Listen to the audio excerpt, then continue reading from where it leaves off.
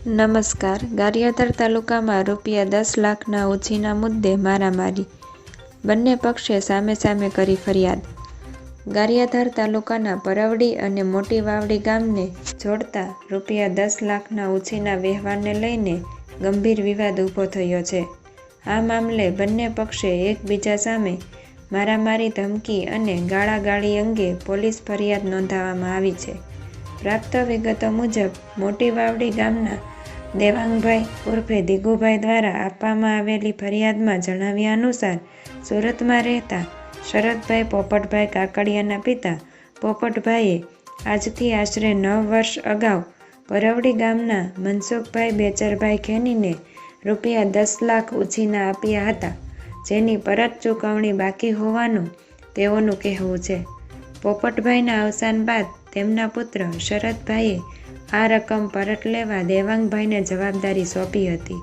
ફરિયાદ મુજબ તારીખ 3/1/2026ના રોજ દેવાંગભાઈ પૈસાની માંગ કરવા મનસુખભાઈના ઘરે ગયા હતા, જ્યાં બોલાચાલી ઝઘડામાં ફેરવાઈ હતી.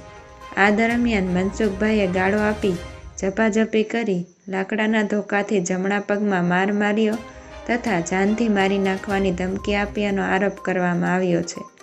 આ બનાવ બાદ દેવાંગભાઈએ ગારિયાધાર CHC હોસ્પિટલમાં સારવાર લીધી હતી. બીજી તરફ પરવડી ગામના મનસુખભાઈ બેચરભાઈ ખેની ઉંમર વર્ષ 53 દ્વારા નોંધવામાં આવેલી સામેની ફરિયાદમાં જણાવ્યું છે કે તેમણે પોપટભાઈ પાસેથી ₹6 લાખ ઉછીના લીધા હતા અને વ્યાજ સહિત કુલ ₹10 લાખ અગાઉ જ પરત ચૂકવી દીધા હોવાનું તેઓ દાવો કરે છે. તેમ છતાં પોપટભાઈના પુત્ર શરદભાઈ અને દેવાંગભાઈ દ્વારા છેલ્લા 1 વર્ષથી ફરીથી ₹10 લાખની ઉઘરાણી કરી ધમકી આપવામાં આવતી હોવાનું તેમણે ફરિયાદમાં જણાવ્યું છે. મનસુખભાઈની ફરિયાદ અનુસાર તારીખ 3/1/2026ના રોજ દેવાંગભાઈ તેમના ઘરે આવી ગાળો આપી ઝઘડો કર્યો હતો.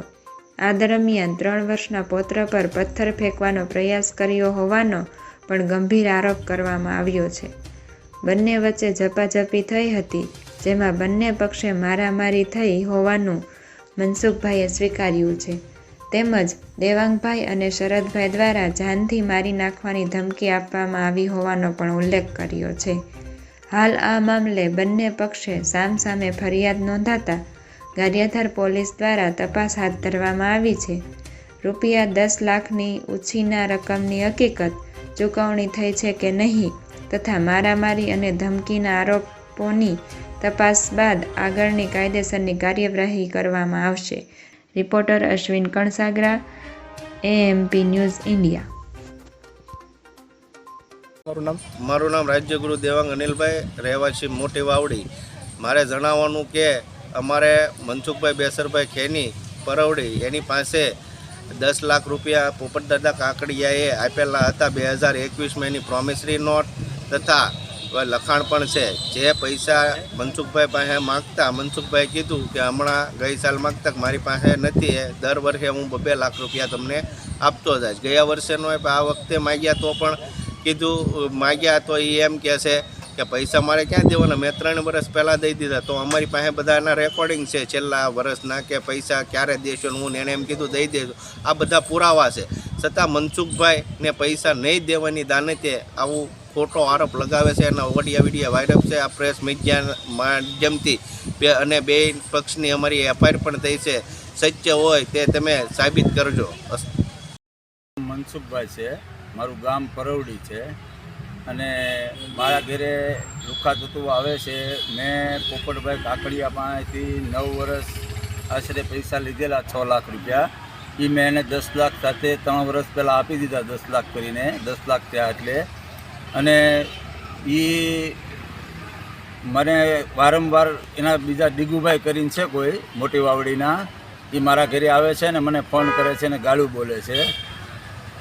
તો મેં ગારિયાધાર પોલીસ સ્ટેશને અરજી આપી છે, તો મને પૂરતો ન્યાય મળે એવી હું અપેક્ષા રાખું છું. જે ભાઈ પાસેથી તમે પૈસા લીધા હતા એ ભાઈની અત્યારે હાલ હાજરી છે કે નથી? એ ભાઈ વયા ગયા છે. એને હવે આપણે 1.5-2 વર્ષ થયું છે. જે પોપટભાઈ કાકડિયા પાસેથી મેં પૈસા લીધા હતા એ ગેરહાજર થઈ ગયા ત્યાર પછી આવડા લોકોએ ઉઘરાણી ચાલુ કરી છે. તમે આ દેગુભાઈને આમના વ્યક્તિને જાણો છો કે નથી જાણતા? નહીં, હું એમને જાણતો નથી ને એની હારી મેં કોઈ વ્યવહાર નથી કર્યો. ક્યારેય મેં એની પાસેથી 5 પૈસા નથી લીધા. ને એ પોપટદાદા મૃત્યુ પામ્યા પછી આવડા લોકોએ મને આશરે 1.25 વર્ષ જેટલું થયું ત્યારથી મને ટોર્ચર કરે છે, માનસિક ત્રાસ આપે છે અને મારા ઘરે આવીને ગાળો બોલે છે અને પથરાના ઘા કરે છે.